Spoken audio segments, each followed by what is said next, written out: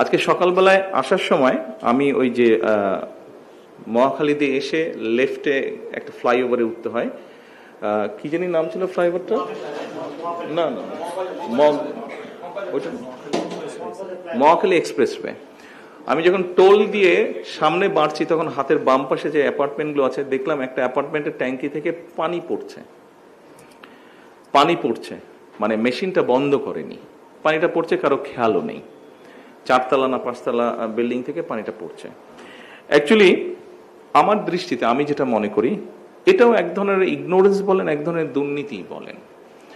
দেখুন, গত কয়েকদিন ধরে সোশ্যাল মিডিয়াতে আমরা দেখছি যে ট্রাফিক আইনের যে বিষয়টি এখন যেহেতু এআই দিয়ে করছে, মানে ওইটা বর্ডার ক্রস করলে অটোমেটিক চলে যাচ্ছে, এটাতে অনেক মানুষ কিন্তু রিয়াক্ট করছে, হ্যাঁ আমি মাত্র একটু করলাম এরকম, তাতেই ফাইন চলে আসলো।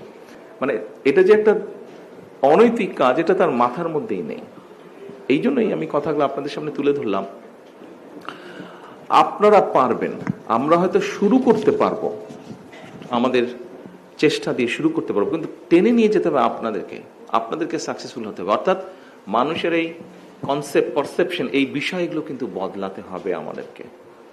সো আপনার যেটা আজকে সমস্যা, আপনার সিটের যেটা সমস্যা, বিভিন্ন যেটা সমস্যা, আমরা একটা ছোট দেশ, গরিব দেশ, আমাদের রিসোর্স যে খুব আনলিমিটেড বা অনেক রিসোর্স তা না। এই রিসোর্সটাকে আমাদের প্রপারলি ইউটিলাইজ করতে হবে। আমরা যদি আমাদের ওয়েস্ট কমাতে পারি, আমরা যদি আমাদের অ্যাটিটিউড বা হ্যাবিটগুলো চেঞ্জ করতে পারি, আমরা ইনশাল্লাহ, আমি মনে করি অনেক কিছু ইনশাল্লাহ আমরা করতে পারবো। আপনারা কি মনে করেন সেটা?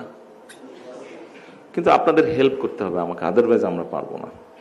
আপনাদেরকে হেল্প করতে হবে, আপনাদেরকে স্ট্যান্ড নিতে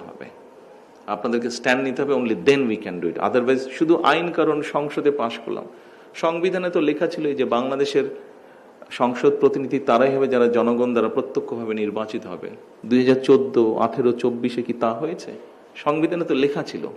সো লেখা দিয়ে সবকিছু হয় না, it's about here and here, তাই না? এই দুটো জায়গা থেকে হতে হবে।